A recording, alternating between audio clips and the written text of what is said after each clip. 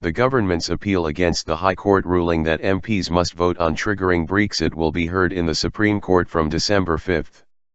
It will last 4 days, with the decision expected in the new year. Theresa May has said she is clear she expects to start talks on leaving the EU as planned by the end of March. Campaigners say MPs and peers have to scrutinise the government's plans beforehand, but ministers say they can decide without this happening.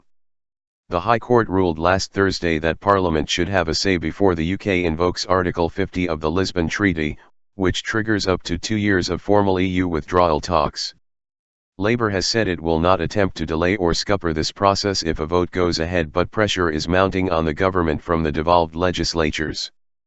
The Scottish Government is pressing for the Holyrood Parliament to be given a binding vote on Article 50 and will seek to oppose the UK Government as it makes the case for its own involvement in the decision.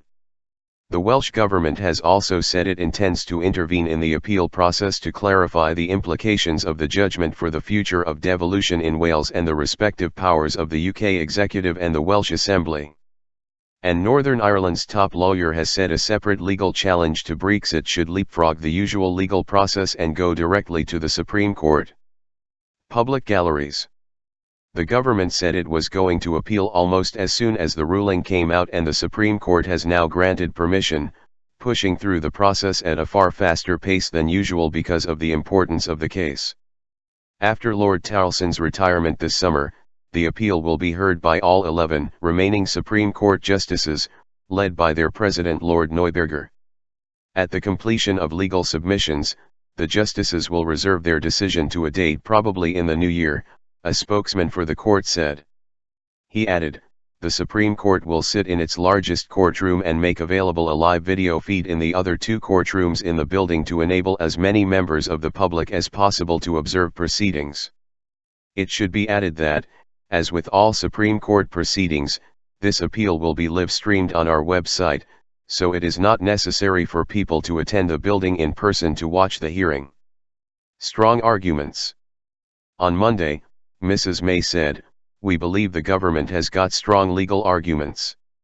We'll be putting those arguments to the Supreme Court and the Supreme Court will make its judgment."